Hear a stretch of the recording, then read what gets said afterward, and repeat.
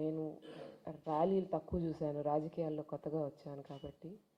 కానీ నిన్న ర్యాలీలో స్పష్టంగా జనాల్లో కోపం కానీ ఉద్రిక్తత కానీ ఇది వైఎస్ఆర్సీపీ పార్టీ చేసింది అన్నట్టు కాదు. వైఎస్ఆర్సీపీ పార్టీ ఒక అవకాశం ఇచ్చింది ప్రజలకి వాళ్ళ వ్యతిరేకాన్ని, వాళ్ళ నిరసనని తెలపడానికి.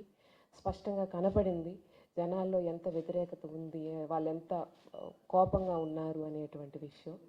కాబట్టి ఈరోజు ఈ ర్యాలీ ఒక నిదర్శనం గవర్నమెంట్ పూర్తిగా ఫెయిల్ అయింది అని చెప్పి. కాబట్టి ఖచ్చితంగా మిగిలిన వాళ్ళు పాల్గొనడమే కాకుండా ఆడవాళ్ళు భారీ ఎత్తున వచ్చి పాల్గొన్నారు. నేను ఎప్పుడు చెప్తాను, బహిరంగంగా ఆడవాళ్ళు ఎత్తుగా ఎప్పుడు ప్రభుత్వాన్ని వ్యతిరేకించి బయటకు వచ్చేటువంటి సందర్భం మనం ఎప్పుడూ చూడలేదు. అటువంటిది ఆడవాళ్ళు కూడా అట్లా వచ్చారు అని అంటే ప్రభుత్వం ఎంత కిందకి దిగజారిపోయిందని ఒక్కసారి ఆలోచించుకోవాల్సిన అవసరం ఉంది. ఖచ్చితంగా గవర్నర్ గారి దగ్గరికి ఈ లెటర్లు చేర్చిన తర్వాత ఆయన రాజ్యాంగం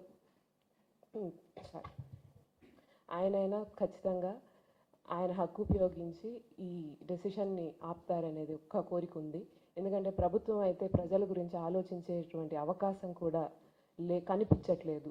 మేము గద్దెక్కాం కాబట్టి మేము 5 ఏళ్ళు మాకు కావాల్సినట్టు ఉంటామనేటువంటి ఆలోచన స్పష్టంగా కనిపిస్తుంది. కాబట్టి ఇప్పటికైనా ప్రజల పక్షంలో నిర్ణయం వస్తుందని మనస్ఫూర్తిగా కోరుకుంటూ మరొకసారి ప్రతి ఒక్కరికి, ప్రజలకి కానీ, శ్రేయోభిలాషులకు కానీ, వైఎస్ఆర్సీపీ కార్యకర్తలకి, నాయకులకి అందరికీ ధన్యవాదాలు తెలుపుకుంటూ సెలవు తీసుకుంటున్నాను.